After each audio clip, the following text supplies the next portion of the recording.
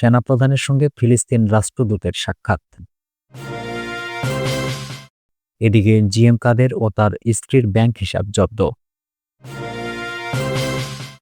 প্রধান উপদেষ্টার চীন সফরে চুক্তি নয়, সমঝোতা স্মারক সই হবে বললেন পররাষ্ট্র উপদেষ্টা। ভুল ত্রুটি হলে ক্ষমাসুন্দর দৃষ্টিতে দেখার অনুরোধ নাসির উদ্দিনের। সর্বশেষ জানাবো, বাংলাদেশের রাজনীতিতে আবারও কালো মেঘ দেখতে পাচ্ছি মন্তব্য করেছেন অধ্যাপক মিয়া গোলাম পরওয়ার। শুনছিলেন সংবাদ শিরোনাম। পুরো খবর জানতে ভিডিওটি শেষ পর্যন্ত দেখুন। সর্বশেষ খবর পেতে চ্যানেলটি সাবস্ক্রাইব করুন। এবারে জানিয়ে দিব বিস্তারিত। সেনাপ্রধানের সঙ্গে ফিলিস্তিন রাষ্ট্রদূতের সাক্ষাৎ। বাংলাদেশ সেনাবাহিনীর প্রধান জেনারেল ওয়াকারুজ্জামানের সঙ্গে সৌজন্য সাক্ষাৎ করেছেন ঢাকায় নিযুক্ত ফিলিস্তিনের রাষ্ট্রদূত ইউসুফ রামাদান। রোববার সেনা সদরে তাদের সাক্ষাৎ অনুষ্ঠিত হয় বলে এক সংবাদ বিজ্ঞপ্তিতে জানিয়েছে আন্তঃবাহিনী জনসংযোগ পরিদপ্তর আইএসপিআর। এতে বলা হয়, ঢাকায় নিযুক্ত ফিলিস্তিনের রাষ্ট্রদূত ইউসুফ রামাদানের নেতৃত্বে একটি প্রতিনিধি দল সেনাবাহিনী প্রধানের সঙ্গে সৌজন্য সাক্ষাৎ করেন। সাক্ষাৎকালে পারস্পরিক শুভেচ্ছা বিনিময়ের পাশাপাশি সেনাপ্রধান ফিলিস্তিনের গাজায় চলমান নির্মম সহিংসতা ও হত্যাকাণ্ডের প্রতি গভীর শোক ও দুঃখ প্রকাশ করেন এবং ফিলিস্তিনে চলমান সংকটের দ্রুত অবসান কামনা করেন।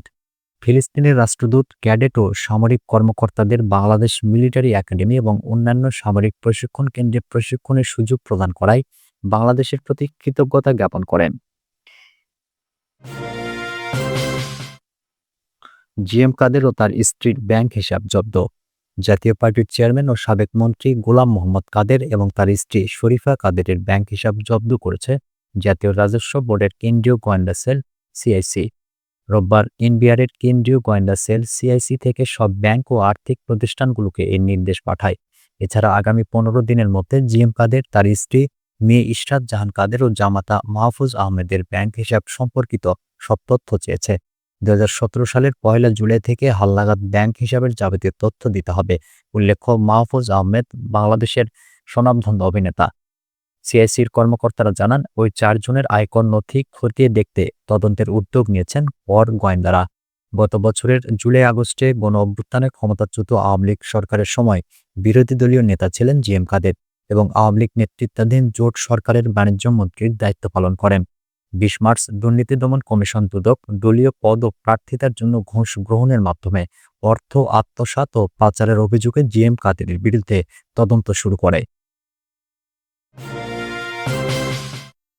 প্রধান উপদেষ্টার চীন সফরে চুক্তি নয়, সমঝোতা স্মারক সই হবে বললেন তৌহিদ হোসেন। পররাষ্ট্র উপদেষ্টা তৌহিদ হোসেন বলেছেন, প্রধান উপদেষ্টা অধ্যাপক ডক্টর মোহাম্মদ ইউনূসের চীন সফরে কোনো চুক্তি সই হবে না, তবে কয়েকটি সমঝোতা স্মারক সই হবে। রোববার পররাষ্ট্র মন্ত্রণালয়ে সাংবাদিকদের কথা জানান তিনি। প্রধান উপদেষ্টার চীন সফরে গ্লোবাল ডেভেলপমেন্ট ইনিশিয়েটিভে বাংলাদেশ যুক্ত হচ্ছে কিনা জানতে চাইলে উপদেষ্টা বলেন, আমি নিশ্চিত নই।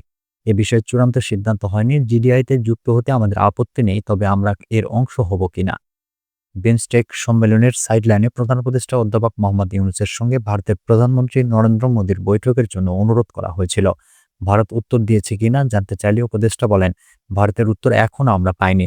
এদিন প্রধান উপদেষ্টার চীন সফর সামনে রেখে পররাষ্ট্র মন্ত্রণালয় পররাষ্ট্র সচিব জসিম উদ্দিনের সঙ্গে বৈঠক করেন ঢাকায় নিযুক্ত চীনা রাষ্ট্রদূত ইয়াও ওয়েন। বৈঠক শেষে সাংবাদিকদের মুখোমুখি হয়ে ইয়াও ওয়েন বলেন, এবছর দুই দেশের কূটনৈতিক সম্পর্কের 50 বছর পূর্তি হচ্ছে। এই সফর ফলপ্রসূ ও গঠনমূলক হবে বলে প্রত্যাশা করছি। তিনি বলেন, প্রধান উপদেষ্টার চীন সফর সামনে রেখে আমরা এখনও কাজ করছি।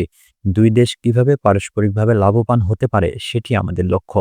আগামী 26 মার্চ প্রধান উপদেষ্টা অধ্যাপক মোহাম্মদ ইউনূস 3 দিনের সফরে চীন যাচ্ছেন। ভুল ত্রুটি হলে ক্ষমাসুন্দর দৃষ্টিতে দেখার অনুরোধ নাসির উদ্দিনের।